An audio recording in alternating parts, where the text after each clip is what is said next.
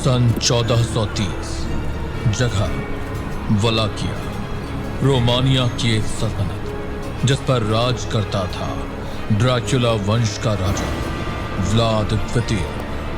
आज वलाकिया का आसमान कुछ ज्यादा ही अशांत था। एक तूफान जोर पकड़ रहा था, लेकिन ये तूफान ना तो बारिश का था ना हवा का। ये था लोहे, आग और खून का तूफान।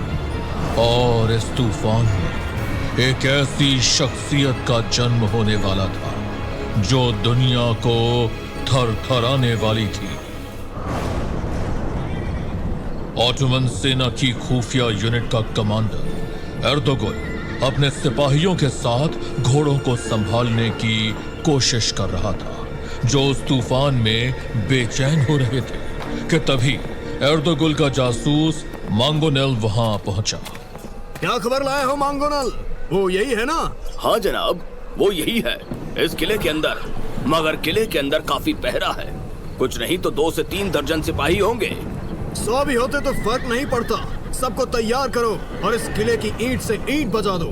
उस औरत के पेट में जो पल रहा है उसे पैदा होने से पहले ही जहन्नुम भेजना होगा। ये इमाम ओरहान का हुक्म है। आगे बढ़ो और गिरा दो किले का दरवाजा। एर्दोगुल का हुक्म मिलते ही ऑटोमन सिपाहियों ने 2 बैटरिंग रैम लेकर किले के दरवाजे पर वार करना शुरू कर दिया। जनाब एर्दोगुल, किले का दरवाजा तो बस नाम का ही है। अब आज रात ड्रैकुला का वंश खत्म हो जाएगा। गिरा दो। आज की रात हमारा नाम इतिहास में लहू से लिखा जाएगा। ऑटोमन हत्यारे किले के अंदर घुस चुके थे, जहां रानी के रक्षक उनका इंतजार कर रहे थे। उधर वलाकिया की रानी के जाना तक ये खबर पहुंच चुकी थी, जो इस वक्त लेबर पेन से कराह रही थी।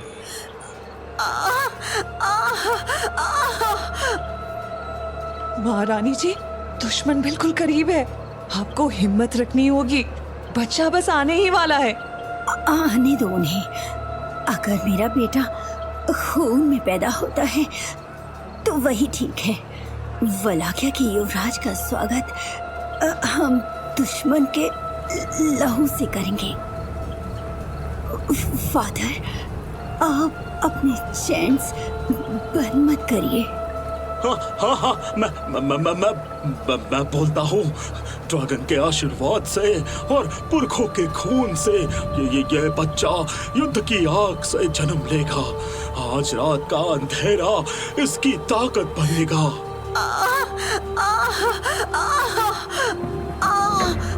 रानी की तरफ मौत बढ़ रही थी और इसकी खबर वलाकिया के राजा व्लाद द्वितीय तक पहुंच चुकी थी। लॉर्ड ड्रैकुल, तुर्कों ने रानी के किले पे चढ़ाई कर दी है। तो उनकी मौत भी वही होगी। हर वफादार तलवार को बुलाओ। आज रात जमीन इनके लहू से गीली होगी। देखते ही देखते कुछ ही मिनट में व्लाद की लीडरशिप में घुड़सवारों की एक टुकड़ी रानी को बचाने के लिए तैयार थी। वलाकिया के लिए, हमारे ड्रैगन के लिए। व्लाद द्वितीय बहुत तेजी से उस किले की ओर बढ़ रहा था, लेकिन वो पहले ही काफी लेट हो चुका था। मौत अब रानी के दरवाजे तक पहुंचने ही वाली थी। किसी को जिंदा मत छोड़ो। हमें उस रानी की कोख तक पहुंचना है। उसके उस जहरीले बीज को खत्म करना है। उधर रानी अभी भी बच्चे को जन्म देने के दर्द से चीख रही थी। महारानी जी, वो अंदर आ गए हैं। अब वक्त नहीं बचा, जोर लगाइए। उनके आने से पहले आपको निकलना भी है। लगता है गॉड आज हमारे साथ नहीं है। आज रात गॉड भले हमारे साथ नहीं है, मगर मुझे पता है वो जरूर आएगा। वो जरूर आएगा। वो ना मुझे कुछ होने देगा और ना इसे। रानी को उम्मीद थी कि वो उसे बचा लेगा, मगर राजा व्लाद तो अभी किले से दूर था। शायद रानी की उम्मीद गलत थी, या फिर उसको किसी और से उम्मीद थी, और वो कोई और वहां आ चुका था। कौन है वहां? कौन है? आगे बढ़ते ऑटोमन हत्यारे रुक गए क्योंकि कोई उनका शिकार कर रहा था। यहाँ कोई है जनाब? रोको उसे, मैं उस रानी और उसके बच्चे को देखता हूँ। एर्दोगुल तेजी से रानी के कमरे की ओर बढ़ा। दरवाजा बंद था, इसलिए एर्दोगुल ने उस पर एक जोरदार लात मारी। दरवाजा खोलो, मुझे बस रानी चाहिए। बैंगोनल, उसे मार गिराओ। वो बहुत तेज है जनाब, वो इधर।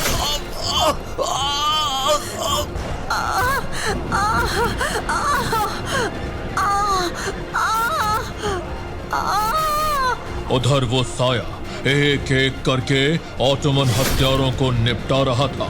इधर एर्दोगुल अब इंतजार नहीं कर सकता था, और तभी दरवाजे के पार से आती किजाना की चीखें शांत हो गई और उनकी जगह सुनाई दी एक आवाज।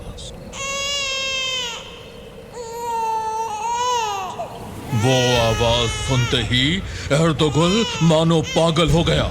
तुम सबको मार दूंगा मैं। तोड़ दूंगा इस दरवाजे को और सबको मौत के घाट उतार दूंगा।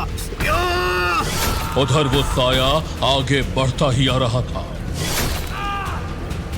और इधर दरवाजा टूटने की कगार पर था। एर्दोगुल सफल हो चुका था। वो तेजी से अंदर घुसा। रानी की दाई उसे रोकने आगे बढ़ी। मैं तुझे नहीं छोड़ूंगी कमीने।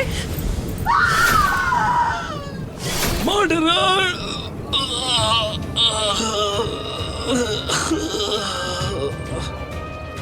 एर्दोगुल के सामने बस अब रानी थी, और था उसकी गोद में बैठा वो बच्चा।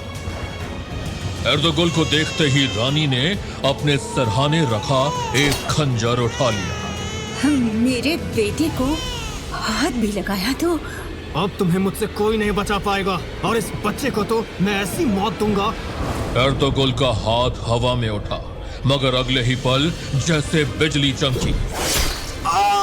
मेरे हाथ! एक उड़ते हुए ब्लेड ने उसका हथियार वाला हाथ कलाई से अलग कर दिया था। दर्द में कराहता एर्दोगुल पीछे पलटा।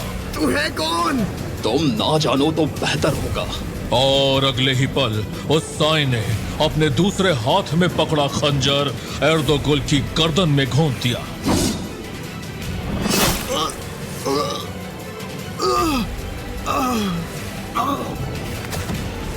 एर्दोगुल को निपटाकर वो साया रानी की ओर बढ़ा। रानी की आंखों में खुशी के आंसू थे। मैं जानती थी तुम आओगे। उस साए ने कोई जवाब नहीं दिया और आगे बढ़कर उस बच्चे को गोद में उठा लिया। खून के समंदर में पैदा हुआ यह शिशु एक दिन हड्डियों का ताज पहनेगा और खून की नदियां बहाएगा। ये दयालु राजा नहीं, क्रोध का देवता बनेगा और एक नई दुनिया को जन्म देगा। बच्चे को वापस रानी को सौंपकर वो जाने के लिए पलटा। कहाँ जा रहे हो? तुम जानती हो मैं अब यहाँ नहीं रुक सकता हूँ। तो क्या अब तुम कभी वापस नहीं आओगे? मैं तुम्हारे बिना कैसे रहूंगी? तुम नहीं रहोगी।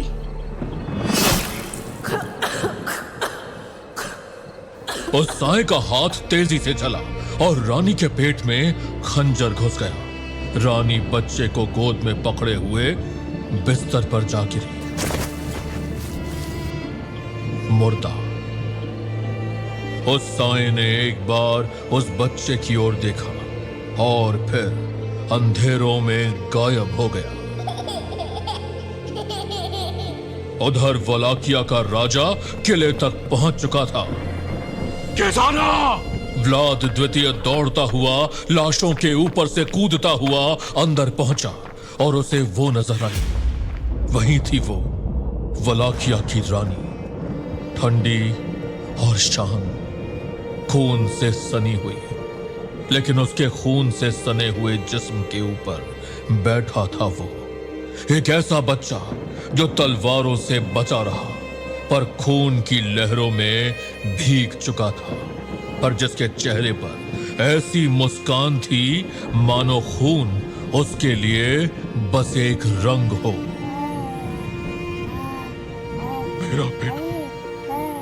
मेरा बेटा ड्रैक्यूल वंश का चिराग, ड्रैगन का बेटा, युद्ध में जन्मा हुआ बेटा, जिसने मौत की गोद में अपनी पहली सांस ली है और मौत इतने करीब आकर भी उसके जिस्म पर एक खरोंच तक न मार सके। एक दिन ये वलाकिया पर हुए हर जुल्म का बदला लेगा और इसके नाम से ऑटोमन ही नहीं, दुनिया का हर सम्राट, हर राजा, हर योद्धा कांपेगा। मेरा बेटा व्लाद द थर्ड। दुनिया तेरे सामने झुकेगी बेटा। दया सिर्फ कमजोरों का बहाना है। तू डर से राज करेगा। तेरी तलवार के आगे देवता भी झुकेंगे। मेरे सैनिकों, आगे बढ़ो और सलाम करो वलाकिया के युवराज का। स्वागत करो व्लाद द थर्ड का। और यूं एक कहानी ने जन्म लिया, एक ऐसी कहानी जो कलम से नहीं लहू से लिखी गई थी। एक ऐसे राजा का जन्म हुआ जो ईश्वर के आशीर्वाद से नहीं बल्कि शैतान की कृपा से बना, दुनिया का सबसे खतरनाक शैतान, और जिसका नाम सुनकर आज भी लोगों की रूह कांप उठती है। आगे चलकर दुनिया ने उसे कई नाम दिए, पर उस रात वो सिर्फ व्लाद था, सिर्फ व्लाद।